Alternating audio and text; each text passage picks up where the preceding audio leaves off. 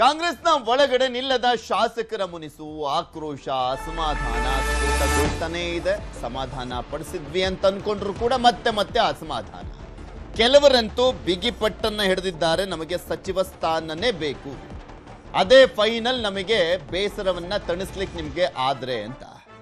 ಅದು ಸ್ಪೆಷಲಿ ಕೃಷ್ಣಪ್ಪ ಅವರು. ಕಾಂಗ್ರೆಸ್ನ ಒಳಗಡೆ ಇದೇ ಆಕ್ರೋಶ ಮುಂದುವರಿತಾ ಇದೆ.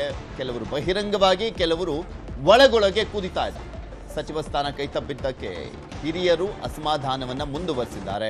ಸಂಧಾನ ಮಾಡಿದ್ರೂ ಕೂಡ ತಂಡ ಆಗ್ತಾ ಇಲ್ಲ. ಕೆಂಡ ಕಾರ್ತಾ ಇರುವಂತವರು ಇನ್ನಷ್ಟು ಕೆಂಡ ಕಾರ್ತಾನೆ ಇದ್ದಾರೆ. ಇನ್ನೊಮ್ಮೆ ಬದಲಾಗುತ್ತಾ ಸಿಎಂ ಸಂಪುಟ ಅನ್ನುವಂತ ಕುತೂಹಲ ಇದೆ.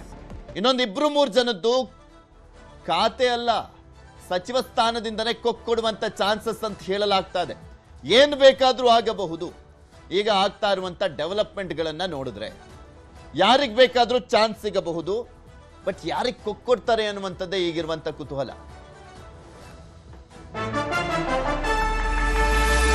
ಕಾಂಗ್ರೆಸ್ನಲ್ಲಿ ನಿಲ್ತಾ ಇಲ್ಲ ಮಂತ್ರಿ ಸ್ಥಾನ ಆಕಾಂಕ್ಷಿಗಳ ಹೋರಾಟ. ಮಂತ್ರಿ ಸ್ಥಾನಕ್ಕೆ ಆಗ್ರಹಿಸಿ ಇನ್ನೂ ಕೂಡ ಪ್ರತಿಭಟನೆಗಳನ್ನ ಮಾಡಲಾಗ್ತಾ ಇದೆ. ಮೈಸೂರಿನಲ್ಲೂ ಕೂಡ ಬೃಹತ್ ಪ್ರತಿಭಟನೆ ಮಾಡಲಾಗ್ತಾ ಇದೆ.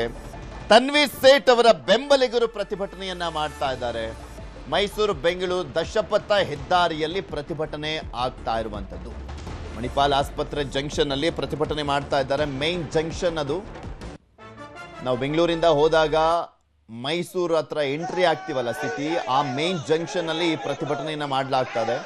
ಬೃಹತ್ ಪ್ರತಿಭಟನೆ ಅಂತೆ. ಶಾಸಕ ತನ್ವೀರ್ ಸೇಠ್ ಬೆಂಬಲಿಗರು ಬೃಹತ್ ಪ್ರತಿಭಟನೆ ಮಾಡ್ತಾ ಹೈಡ್ರಾಮವನ್ನ ಕ್ರಿಯೇಟ್ ಮಾಡಿದ್ದಾರೆ.